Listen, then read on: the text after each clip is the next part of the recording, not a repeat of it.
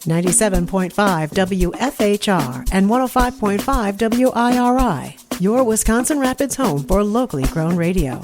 Here's your Daily News Roundup.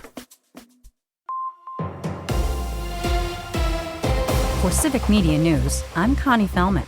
The Waupaca County Fair starts today in Waiawega, but there won't be any horses on display. County fairs across Wisconsin are canceling exhibits and rescheduling equine events due to a highly contagious horse disease. Waupaca County Fair officials sent a letter to 4-H members and their parents that the equine exhibit has been canceled for this year's fair, and the Horse and Pony Project is being rescheduled for a later date.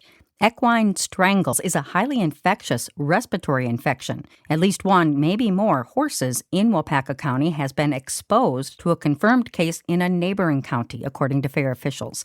The Brown County Fair wrapped up last weekend. Fair organizers say there was no exposure to the horse disease among the animals at this year's event, but officials are urging all horse owners to closely monitor their animals for symptoms. If you suspect your horse has been exposed or is showing signs of illness, contact your veterinarian immediately to prevent further spread. Congressman Tom Tiffany is campaigning across the state as part of his statewide Protecting Wisconsin Farmland tour. Civic Media's James Kelly has more on the candidate stop in western Wisconsin. Congressman Tiffany's comments highlighted his intent to prevent the state's farmland from being purchased by foreign entities if elected as Wisconsin governor in November. He also shared his thoughts on the state's farmland being used for things like solar fields, wind-based power generation, and increasingly common data center developments. It simply doesn't make sense that we would turn our beautiful farmland over to these developments when it's unnecessary. And also, we should make sure that local people have a say in this. I'm James Kelly for Civic Media News. The Republican congressman will face off with Milwaukee County Executive David Crowley in the race for Wisconsin governor in the November midterm election.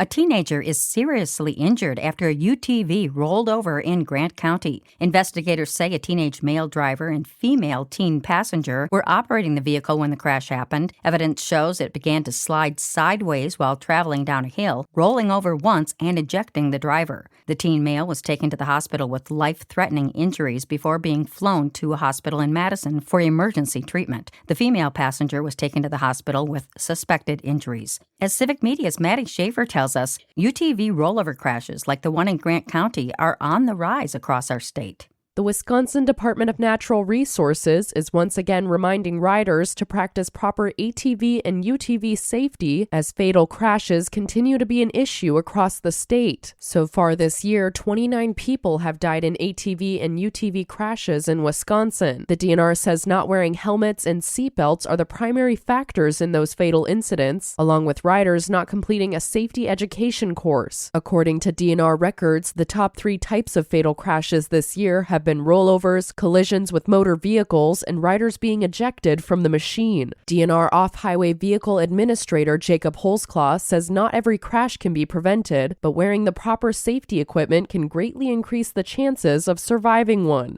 For Civic Media News, I'm Maddie Schaefer. Riders are also being reminded to stay sober, follow speed limits and other posted signs, and take an ATV or UTV safety class, regardless of age. Charges have been upgraded to intentional homicide in a 2016 Shawano County death. 40-year-old James Radford pleaded not guilty last month to a reckless homicide charge in the death of his wife at their town of Fairbanks home. Prosecutors filed a new criminal complaint last week, changing the charge to first-degree intentional homicide. Court records show a preliminary hearing is set for this Friday. And that's your state news update. I'm Connie Fellman for Civic Media News. The Brewers in New York. Hi, I'm Mike Clemens with Sports Baseball. It's the Brewers and the Mets tonight at Citibank Field in Queens, New York. Lefty Kyle Harrison on the mound for the Crew against the Mets' Zach Thornton. NFL, a fight broke out during the Packers' practice in pads. Receiver Matthew Golden exchanged punches with defensive end Baron Sorrell after the whistle. Sorrell on how it happened, even though he and Golden played on the same college team. We're just being competitive, man. Going out there playing football, things happen, emotions get high, and got into it a little little bit, but, you know, that's my boy, and I'm his boy, so we're still cool, but it's football. Now, tomorrow the Packers hold their joint practice session with the Arizona Cardinals and their new head coach, Mike LaFleur, Matt's younger brother. If there is an issue in practice, you're going to be limited or not at all playing in the game. The second part of that is if there's an issue, I'm going to tell the guys, hey, you come tag me in, they can tag in my brother, and we'll throw down on the 50. That's Matt LaFleur from training camp in Green Bay. With sports, I'm Mike Clemens.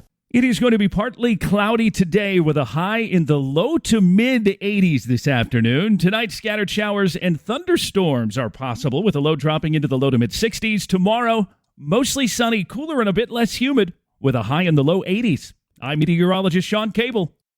That's your Wisconsin Rapids News Roundup from WIRI and WFHR, locally grown radio.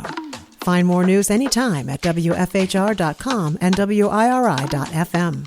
Subscribe to this podcast on Spotify, Apple, or wherever you find your podcasts.